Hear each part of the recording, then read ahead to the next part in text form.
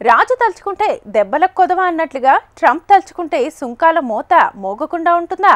Bricks దేశాలపై 10% అదనపు సుంకాలు విధిస్తానని హెచ్చరించిన అమెరికా అధ్యక్షుడు ధిక్కార స్వరం వినిపించిన బ్రెజిల్ మీద ఏకంగా 50% సుంకాలను ప్రకటించారు.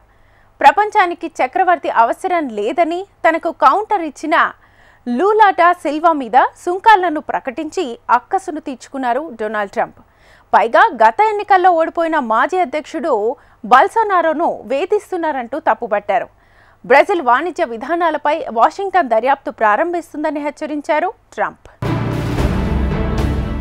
అత్త మీద కోపం కాస్త దుత్త మీద చూపినట్లు బ్రిక్స్ దేశాల ధిక్కార స్వరం మీద గుర్రుగా ఉన్న అమెరికా అధ్యక్షుడు డొనాల్డ్ ట్రంప్ తన ప్రతీకారాన్ని పరోక్షంగా చూపించారు. తాజాగా బ్రిక్స్ సమ్మిట్ నిర్వాహక దేశం బ్రెజిల్కు భారీ షాక్ ఇచ్చారు. ఆ దేశ ఉత్పత్తులపై ఏకంగా 50% సుంకం విధిస్తున్నట్లు ప్రకటించారు. ఆగస్టు 1 నుంచి ఈ కొత్త సుంకం అమల్లోకి వస్తుందని అన్నారు.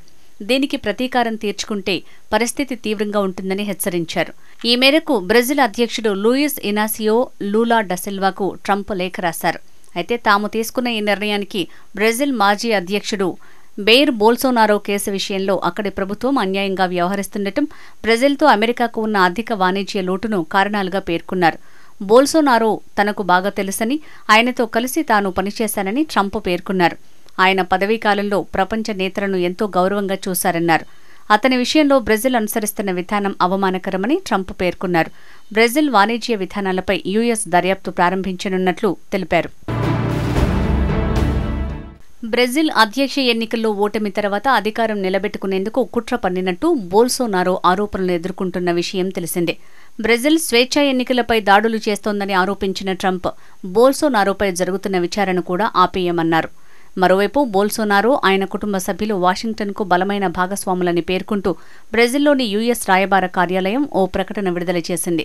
వారిపై, ఆయన అనుచరులపై జరుగుతున్న రాజకీయ హింస సిగ్గుచేటని, ప్రజాస్వామ్య సంప్రదాయాలను అగౌరవపరచడమేనని విమర్శించింది. దీన్ని బ్రెజిల్ ప్రభుత్వం తీవ్రంగా పరిగణించింది. ఈ ప్రకటనపై విచారణకు రావాలని యుఎస్ రాయబారిని ఆదేశించింది. 2020లో బ్రెజిల్లో జరిగిన ఎన్నికల్లో బోల్సోనారో ఓడిపోయారు. ఆ సమయంలో దేశంలో జరిగిన హింసాత్మక ఘటనల్లో ఆయన పాత్ర ఉన్నట్లు ఆరోపణలు ఉన్నాయి. మాజీ అధ్యక్షుడితో పాటు మరో 33 మందిపై అభియోగాలు నమోదయ్యాయి. దీనిపై అక్కడి సుప్రీంకోర్టు ప్యానెల్లో విచారణ జరుగుతుంది. ఈ తిరుగుబాటు కుట్ర నిజమని తేలితే స్థానిక చట్టాల ప్రకారం శిక్ష పడే అవకాశం ఉంది. డొనాల్డ్ ట్రంప్ బ్రెజిల్ మీద కోపానికి బోల్సోనారోను సాకుగా చూపుతున్న అసలు కారణం వేరుగా ఉంది. బ్రిక్స్ కూటమిలోని దేశాలపై అదనంగా 10% సుంకాలు విధిస్తానని ట్రంప్ బెదిరించిన విషయం తెలిసిందే. ఈ వ్యాఖ్యలపై బ్రెజిల్ అధ్యక్షుడు Luiz Inacio Lula da Silva మండిపడ్డారు. ప్రపంచం మునుపటిలా లేదు, మారిపోయింది. కాబట్టి మనకు చక్రవర్తి అవసరం లేదు. మన దేశాలు సార్వభౌమాధికారాన్ని కలిగి ఉన్నాయి. ట్రంప్ సుంకాలను జారీ చేస్తే ఇతర దేశాలకు అదే హక్కు ఉందని చెప్పారు.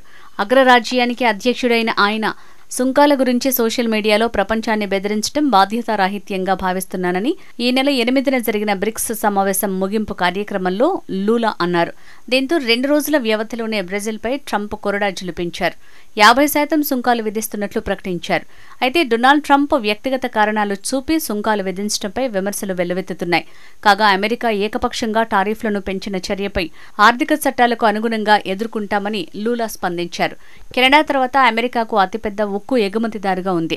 2024లో 4 మిలియన్ టన్నుల లోహాన్ని రవాణా చేసింది. డొనాల్డ్ ట్రంప్ మొదటి నుంచి బ్రిక్స్ కూటమి మీద గుర్రుగా ఉన్నారు. అమెరికాను నొప్పించడానికే బ్రిక్స్ ఏర్పాటైందని, డాలర్ను దిగజార్చడానికి అది ప్రయత్నిస్తోందని తరచూ ఆగ్రహం వ్యక్తం చేస్తూనే ఉన్నారు.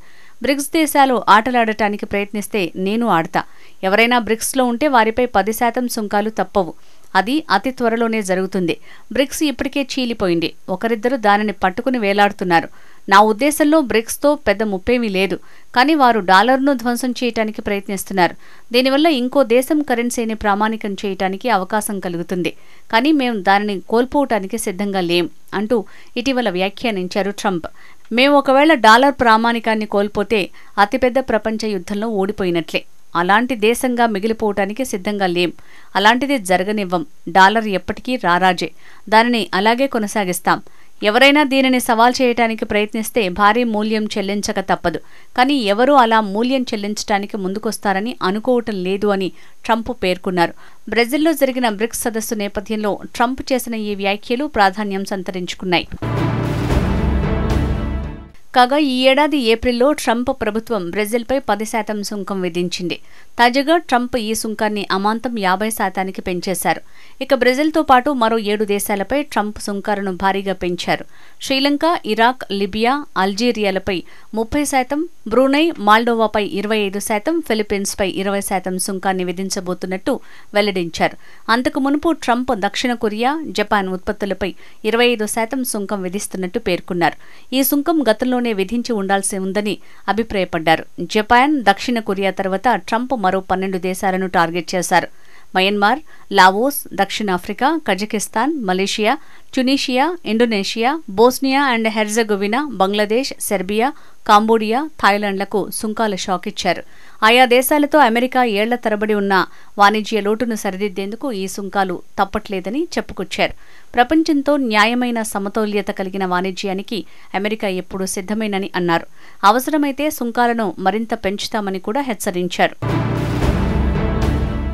మరోవైపు బ్రిక్స్లో కీలక భాగస్వామిగా ఉన్న భారత్ మీద మాత్రం కాస్త కరుణ చూపించారు అమెరికా అధ్యక్షుడు. భారత్తో వాణిజ్య ఒప్పందానికి చేరువయ్యామని డొనాల్డ్ ట్రంప్ తెలిపారు. మేం బ్రిటన్తో ఒప్పందం చేసుకున్నాం, చైనాతో చేసుకున్నాం, భారత్తో ఒప్పందం కుదుర్చుకోవటానికి దగ్గరగా ఉన్నాం అని పేర్కొన్నారు. ఇతర దేశాలతోనూ చర్చలు జరిపామని, అయితే వాటితో ఒప్పందాలు కుదిరే అవకాశం కనిపించడం లేదని వెల్లడించారు. భారత్, పాకిస్తాన్ మధ్య యుద్ధాన్ని తానే ఆపానని ఎప్పటిలాగే గొప్పలు చెప్పుకున్నారు ట్రంప్. వాణిజ్య ఒప్పందం బెదిరింపులతోనే ఇద్దరూ దానికి వచ్చారని పేర్కొన్నారు. వాస్తవానికి ట్రంప్ ప్రకటించిన సుంకాలు జూలై 9 నుంచి అమల్లోకి రావాల్సి ఉంది. అయితే వాటిని ఆగస్టు 1 వరకు పొడిగించారు. దీంతో ఒప్పందం కుదుర్చుకోవటానికి భారత్కు కొంత సమయం లభించింది. ఆయన లేఖలు పంపిన దేశాల్లో భారత్ లేదు. వాణిజ్య ఒప్పందం డెడ్లైన్ల ఆధారంగా కుదుర్చుకోబోమని, పూర్తిగా కొలిక్కి వచ్చాకే తుది నిర్ణయం తీసుకుంటామని గత వారం భారత వాణిజ్య మంత్రి పీయూష్ గోయల్ స్పష్టం చేశారు.